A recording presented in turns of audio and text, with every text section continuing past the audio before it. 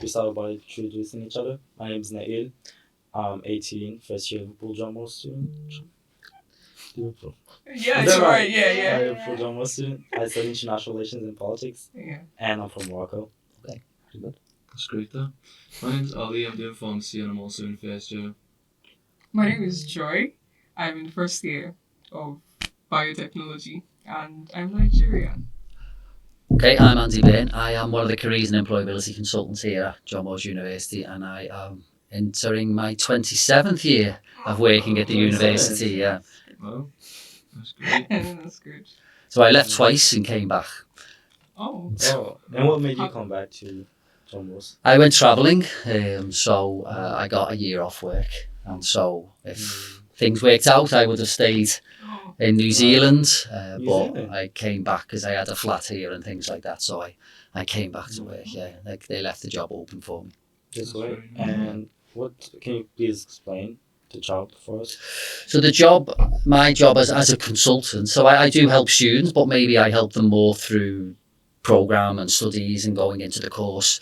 I'm working with lecturers on course design. So what employability initiatives can we introduce in a course that will help students to secure a good job for when they finish the course. So I still help students a little bit, but we have another team of staff who work with students on a day-to-day basis. I'm more a little bit behind the scenes and in the course. Right. And is it for every course or? So each of the consultants works with a specific group of courses. So in the past we've worked by faculty. So specifically I work with engineering and technology. So mechanical engineering, IT, construction, those sorts of courses. But there'll be another consultant who works with pharmacy, media production, humanities, etc., etc. Yeah. That's great. So when you're promoting jobs or anything like that, or activities or events, in what way do you try your best to make sure that these are inclusive enough to involve anyone and everyone? Well, I suppose what we're trying to do is just make sure that we get the message out as far as we can through as many means as we can, so and hopefully that gives us access to as many students picking up those messages as well. So we do have a comms team, and they are, they help us with the social media side of things. I suppose one of my roles is, because I'm the link to courses, is making sure lecturers are aware of what's going on. If there are any specific groups within those subject areas which it might be useful to get a specific message out, if it's something that's aimed at a particular group, we can use those groups to do that as well. And we're obviously working alongside the Students' Union as well. So it's just trying to use as many means as possible to get those messages out there. And hopefully that automatically means it's as inclusive as it can be. Yeah, cool. I noticed that there's a lot of media coverage about those services. Yeah. So especially me being an international student, I didn't know that we had those services. Yeah. Well, thanks to the coverage that we had through social media, also on campus, and again through our module leaders. My module leader personally would every day send us emails about there's this opportunity, apply for it, there's this event, come along. And that can be key actually, because the support services are probably a bit separate to the main reason people are at university, which is to study. We are there as a support service, and we really rely on lecturers passing on those messages, because I suppose it's slightly different for me because I am in front of students in class a lot, but some of the other services don't get that, and if the lecturers aren't passing on that message about a support service, then it's difficult for students to find that out, because I'm sure some students might read all of the emails that they get, but obviously you're going to get bombarded by emails, and it is quite difficult to pick out actually which are the really useful ones. And sometimes a message is only conveyed effectively when it's appropriate at that moment in time. So if we send out lots of careers messages in the first few weeks of your course, it's not going to really land that well, is it? So a lot of it is around timing as well, but you would hope that consistent messages, that when it is needed, whether it's ourselves or welfare or the international office, whoever that may be, that there's something in the back of your mind that goes, actually, I need to go and speak to them.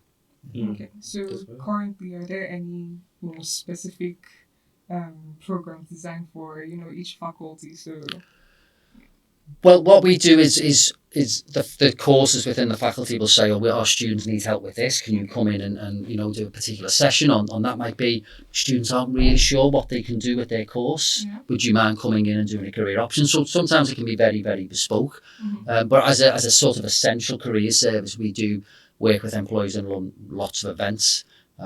We will, when we get to the end of term, run a specific program called Grad Academy, which is a range of events helping students who've just finished the course to think of their next steps and looking at CVs and job applications and things like that. So depending on the time of the year, you know, we run job fairs earlier on in the academic year because that's the busy time for employers. So there's lots of things going on centrally from the career service, but also within the faculty as well. Wow. Yeah, I think that's very good because I did learn a lot from that. So we had a different consultant for biotech to do a joint module with biotech and biochem. So biochemistry. So she spoke about, you know, the career options and whatnot, and it was very vast, you know, to see, this is what I can do with biotechnology. So obviously I did have an idea, but you know, seeing how wide and you know. Yeah, and I think the timing is the key thing for me because you know, you can give too much information too early as well, and even though we know it's important, you know, for students, especially in first year, it's more about just settling in and getting used to university and everything that goes with that. So it's just trying to manage that appropriately. But the message, you know, I will always give is you are on a journey as a student. The journey might have just begun, you might be halfway through, you might be coming to the end of it, but the journey will end. So it's just trying to have your head up as much as you can to what's coming next and then what you can do to influence that, because ultimately we want you to influence where this is all going.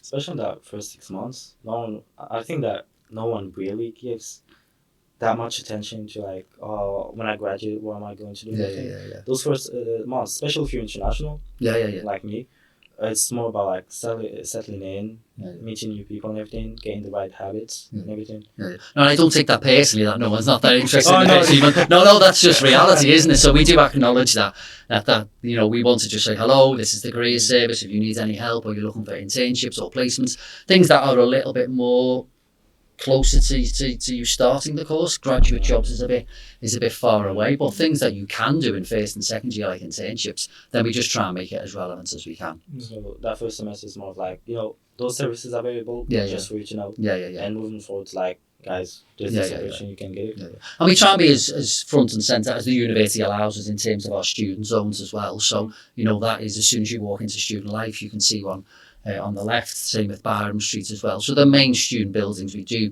think it's important to have a physical office where students can come to as well. And then we're less reliant on email messages and other communications. Really helps a lot. Because sometimes when you say, you have to book, send them an email and everything, you say, they're not that reachable. When you see the actual people and their actual offices, they're really accessible. But it's just an interesting time, isn't it? Because we go online for information now and advice now, don't we? But, you know, as someone who has worked in this field for a long time, you know, I'm a big believer in the power of a conversation.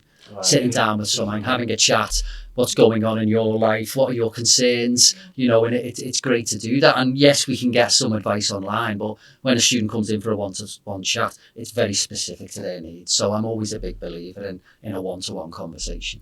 But that's the nature of my job, so I would be, I suppose. It goes along a much further way when it's face to face, doesn't it? So like compared to online, it's just like it feels very robotic.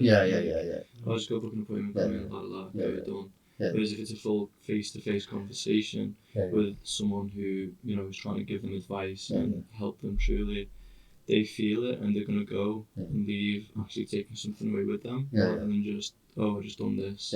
It's to them, it's gonna be like, I've just had received some great advice from Andy or from this person or this thing, and they really help me now. I know I can go do that.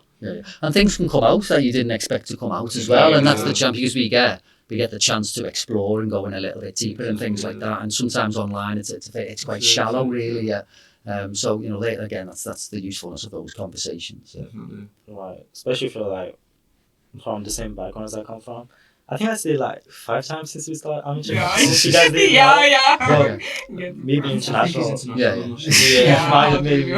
Well, at first I found it like harder, like speaking of, for example, teams, like funny everything. But when you actually get to talk face to face, it's much easier. Then you should go on. But also, there's just that you're potentially thinking that you're unsure about how things work, and that's not just academic programs and education, but also jobs. How do you get a job in this country? What do CVs look like? What's the process? And so a lot of the time, it's the same for home students as well sometimes, but predominantly international students, it's just explaining the process of this is how it works, these are the timelines, this is how employers work. I think that's really useful to find out. Right. And I think there's also like a pro to that, so you're more aware. You know that you need to find out, what are the opportunities. How do I use Canvas? How do I use Teams? So for me, it made me more aware. So some things I knew, like other home students, they didn't know it, and they're like, oh, Unitimes, oh, how do you do this? Oh, how do you do that? So it just made me more. It wasn't like, oh, I needed to find so much, but then it kept me like, in the conscious, like, you need to have a grip of all this. Because if you don't get a grip of how things work, it's easy to disengage. Oh, I'm not sure how to use Canvas. I'm not sure how to submit an assignment. I'm not sure how to apply to a job. It's easy just to back away from everything, really. So it takes a little bit of confidence just to be able to ask, well, I need to ask someone, really, regardless of what it's over. Definitely. So online adventure, it's all about building the confidence and everything to step up, like ask questions and everything. That's what I recommend to everyone. Like, ask questions, look... how do you say in English? Translate. Don't be shy. Ask about anything. Can you help me with this? Is this service available? And that's why sometimes when we're in class, we say ask a question, because there will be other people in the class will be the same, in terms of they're not sure either. And I think it makes the class more relevant and appropriate, because this is a need, and let's just respond to that need then and provide advice. So I'd always say ask it, and hopefully, you realise there's enough services out there to support you. I mean, that's one of the main reasons why I chose coming to John Moores, because I heard that when it comes to services and help to students and everything, no one compares to John Moores. And I actually experienced this. I've got job opportunities, internships, and everything. With the help of John Moores, they helped me with my assignments and everything. So, well, hopefully you find that the staff are quite personable as well. There's nothing worse than approaching someone for help and you sort of sense that they don't want to help. So hopefully you find that the staff are quite personable. Especially Waf. Absolutely. What's the best part of your job? Ooh. Well, I can't say nothing because I've been here for 27 years, so there's obviously something there. I like working with students. If I go back to when I first started working, and I was at university, and I did a degree in HR, so that's human resources, so where you're recruiting people and managing people when they're in the workplace. And I was interested in that as a topic, but I found that when I worked in the field, you actually dealt with people on paper, in a system. You weren't actually dealing with and working with people on a day-to-day basis. And then an opportunity came up in the university, and again, I wasn't long out of university, so the idea of being on the other side of the desk really appealed to me, just to see how universities worked. And if you'd have said to me when I was at university, you'll be a careers advisor when you finish your course, it was never on my radar. But you do one job and you then start thinking, actually, that job over there really interests me. I'm sort of more aware now of what I like to do, enjoy doing, what I'm skilled at, and working with students on a day-to-day basis is the main part of my job. I suppose as time goes on, you move slightly away from you're doing that for 35 hours a week type of thing, but that's still the best part of my job. Is just working with students. It keeps me young. Even though I've just passed a landmark birthday, I still feel young. But working with students and just helping them, and the journey that I did as well, in terms of just raising awareness and inspiring them, hopefully, So you mentioned that you've been working for John Moores for more than 20 years. Yeah. How was John Moores 20 years ago? John Moores was different. We didn't have as many nice buildings as we got now, so we've obviously got a lot of newer buildings. So I'd say the students group is diversified from when it first started. As a old polytechnic as we were in sort of the early to mid 1990s, it was a lot of local students. But as time's gone on, it's diversified, and you have more international students, more students from around the country.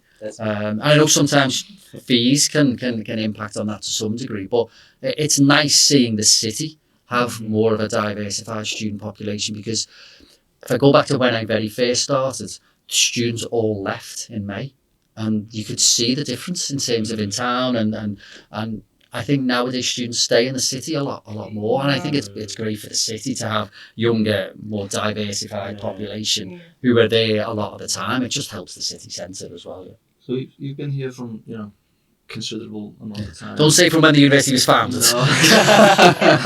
No. Well, would you say we've gone like a milestone from regarding like inclusivity and that kind of thing, from say when you first started to compared to now? Yeah, and I think that's the university and the city as well, to be honest. You see that walking around the city as well. So I do think there's always going to be a work in progress, because I think you've always, and part of the projects that we run are about trying to get, seeing things through the eyes of someone, in particular groups and cohorts, and that's just great to see that through another pair of eyes. So I do think it's changed massively in the last 25 to 30 years. I suppose at the time, no one realised then, but now we realise that a diversified student population and workforce is really beneficial for everyone. Yeah, definitely. Yeah, that's great though. Especially for your experience as a student, it's really great. Like meeting people from different backgrounds. Of course, yeah, that's part of it, isn't it? Yeah. And I almost feel that maybe some of the home students, the local students who just stay at home, lose out on that experience. Because they are just dipping in and out of university for the course, so sometimes it's not the best experience for those, because they don't get to experience university as, maybe students who aren't from Liverpool, who aren't from the UK, will throw themselves in to things a little bit more, because that's part of it. And I've done a little bit of travelling myself, in an earlier life, and part of the best part of that was in youth hostels. You're on your own, and you've got to go in and go into the communal areas and make friends and speak different languages and whatever that may involve, and that's part of it. That's the thing. Like, you don't know anyone in the country. For my case, didn't know anyone. I still say, no, well, I'm going. It's all about the experience, meeting new people, creating new relationships and everything. And even though it's intimidating to start with, at the end point of the journey, it's much more beneficial. Obviously. Matured and everything else. And the services provided by the university really help a lot. For my case, I mean, personally, for the first 2 months, didn't talk to anyone in my course whatsoever.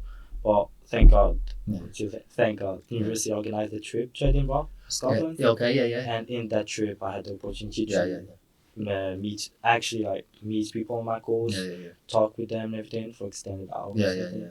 No, some courses do that. In mechanical engineering, they used to take the students away to Wales in 6 weeks into the first year, and that was purely just about big course, 150 on the course. Everyone meeting, and people made friends for life then, and partners for life as well. Some of the stories so it was a great experience for them. And I think something to pick out of what you said shows like the non-linear movement of career progression. How you started as and it's good for me to give that story as well, because I think when we're younger, careers advice is almost someone's going to give you a piece of paper and say you should be A. And you fill in the job title there, and for a lot of people, for some professions, doctor or whatever, you have to do certain things to qualify, but lots of people, it's about getting life experiences. And yes, if you want to go in a particular field, I need to do these qualifications, but for a lot of the people, it's non-linear. It's moving sideways to then move up. It's great. That's great. Well, thank you so much for your time, Andy. No problem. It's great having you and hosting you here. Okay. I hope I answered some of your questions.